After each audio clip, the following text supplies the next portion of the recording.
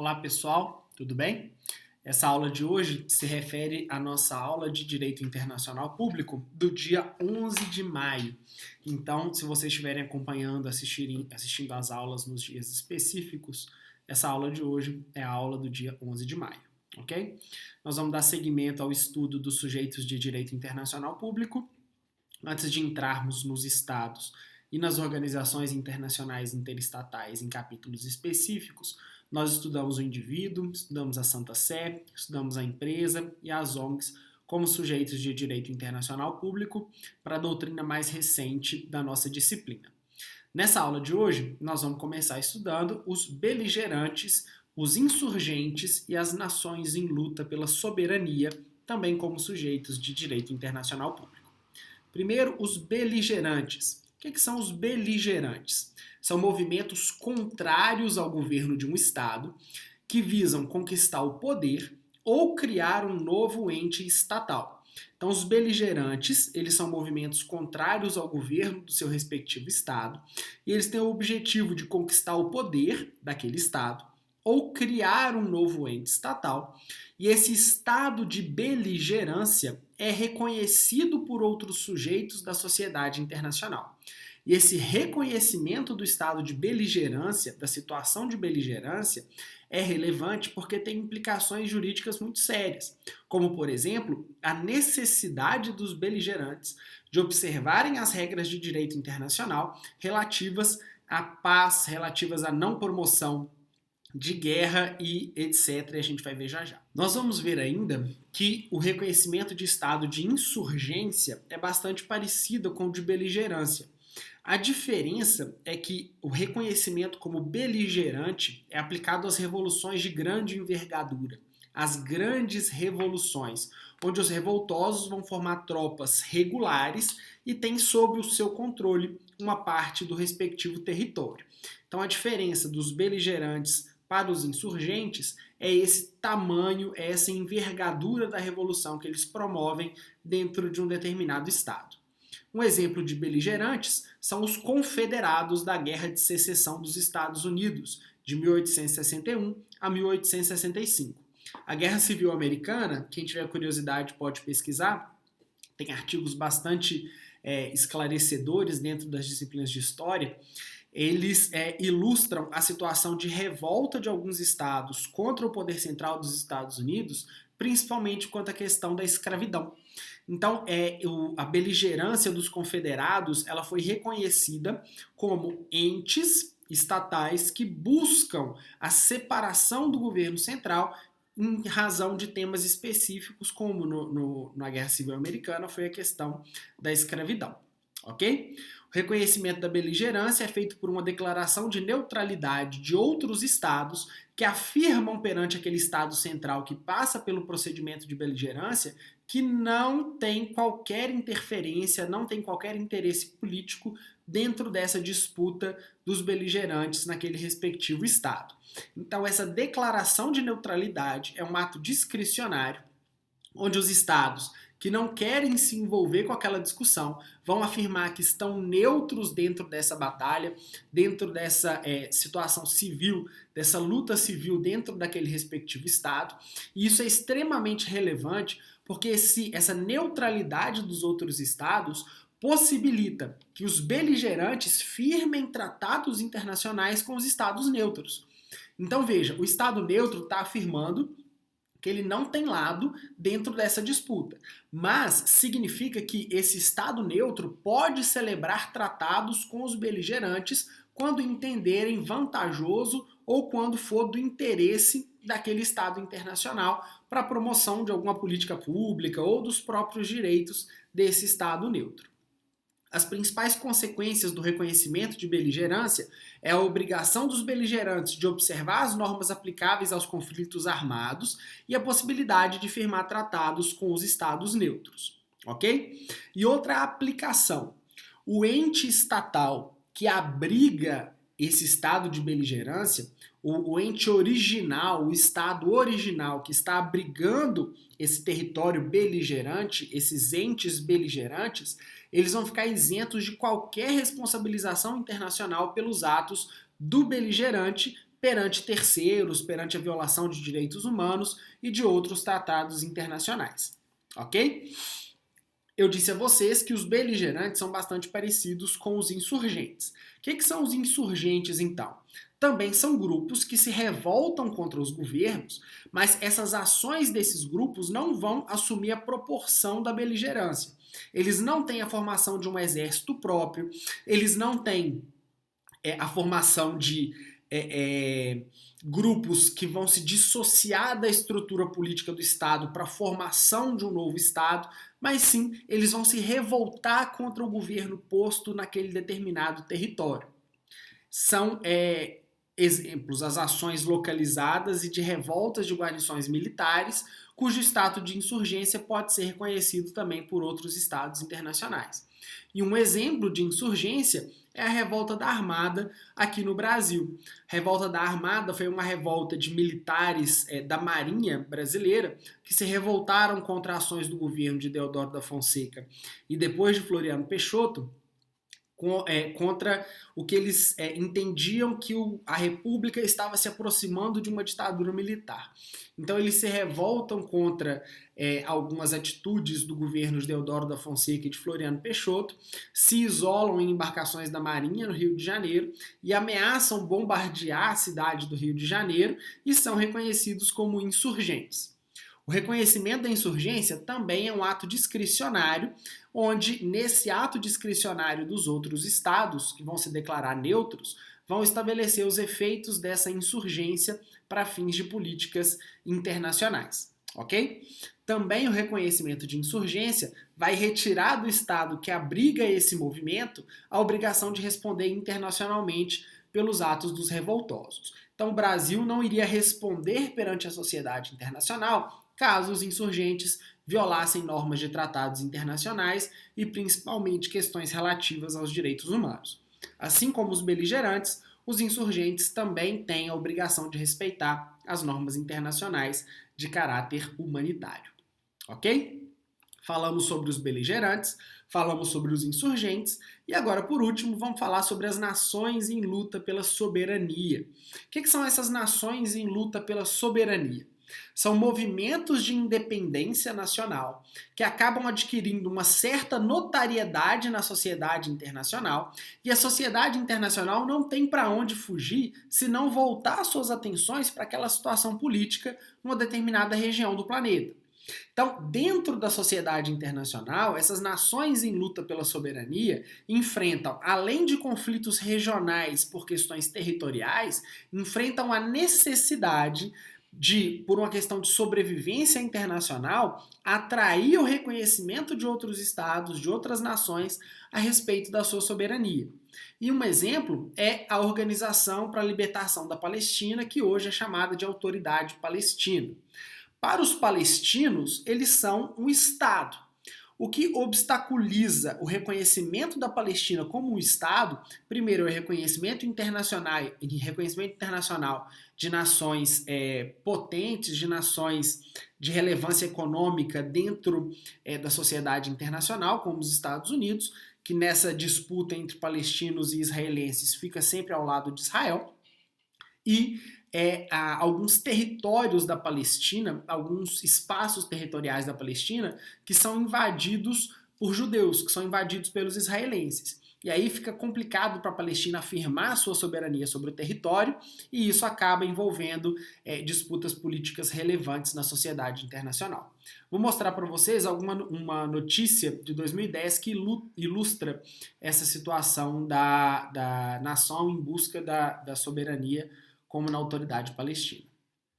Estou projetando para vocês, pessoal, uma notícia da BBC Brasil de 3 de dezembro de 2010, onde o Brasil reconhece o Estado palestino com as fronteiras de 1967.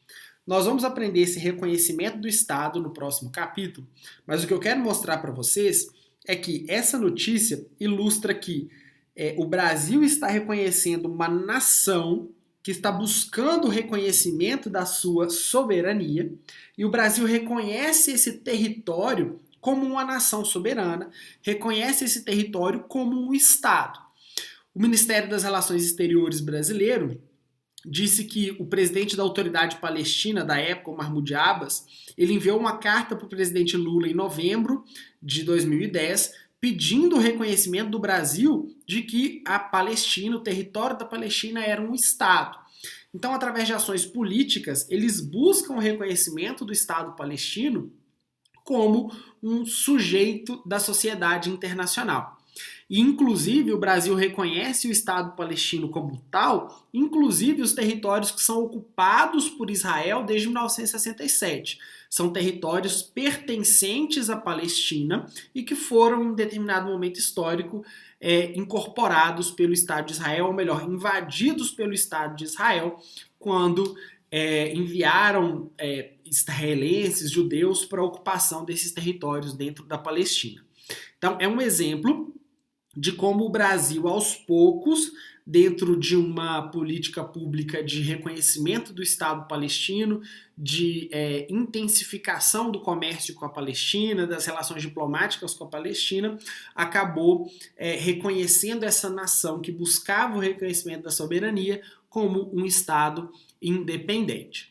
Então, o presidente, na época, escreveu que considerava a solicitação da Palestina como justa, ressaltando que o entendimento do governo brasileiro é de que somente o diálogo e a convivência pacífica com os vizinhos farão avançar verdadeiramente a causa palestina. O Brasil, na época, alterou a representação diplomática lá em Ramala, elevando de uma simples representação diplomática a uma embaixada, o que é uma sinalização da política brasileira externa naquele momento. Então, se vocês tiverem curiosidade, podem procurar aí no computador de vocês, aí no Google, alguma notícia que ilustra essa situação de uma nação em busca do reconhecimento como tal de outros estados. O último ponto ainda desse capítulo, que nós falamos dos sujeitos de direito internacional como um todo, a gente precisa falar dos blocos regionais. Os blocos regionais também são constituídos sob a forma de tratado e visam alguns pontos relativos à política pública internacional daquele Estado e principalmente a integração do comércio, a integração desses entes constitutivos do bloco, tanto em aspectos comerciais, econômicos, financeiros, as trocas de produtos dentro desses blocos regionais, a imigração dentro desses blocos regionais. Então, eles visam a integração dos sujeitos de direito internacional que fazem parte desse determinado bloco em determinadas regiões do mundo, com o objetivo de promover uma integralização dessas economias e também a criação de sociedades internacionais que vão se relacionar em bloco com outros sujeitos de direito internacional. Eles surgem a partir de tratados que são celebrados entre os estados que criam esses blocos regionais e atuam tanto dentro da elaboração de atos internacionais que constituem esses sujeitos de direito internacional, mas também a firmatura de acordos que visam outras regras, como, por exemplo, acordos comerciais, acordos de imigração. E um exemplo que a gente pode citar é a União Europeia, que tem o maior grau de integralização entre os blocos regionais que existem hoje. A União Europeia ela foi integralizando aos poucos diversos aspectos da vida em sociedade internacional. Começou com alianças comerciais, passando por alianças alfandegárias, passando por alianças de imigração, passando pela moeda comum, que é o euro, que foi um importantíssimo elemento de valorização da moeda europeia, do papel moeda europeia, fazendo frente ao dólar, ao poderio do dólar em um determinado momento histórico.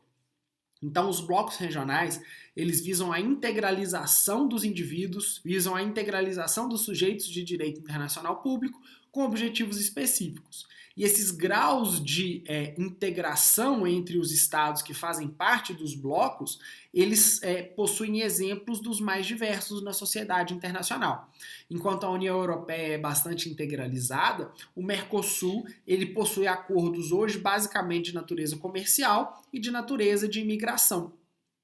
Ele não tem ele não tem moeda única, ele não tem acordos onde estados abrem mão de parte da sua soberania comercial em favor da União, em favor do conjunto desses estados, mas o bloco regional ele já teve um papel mais relevante na sociedade internacional.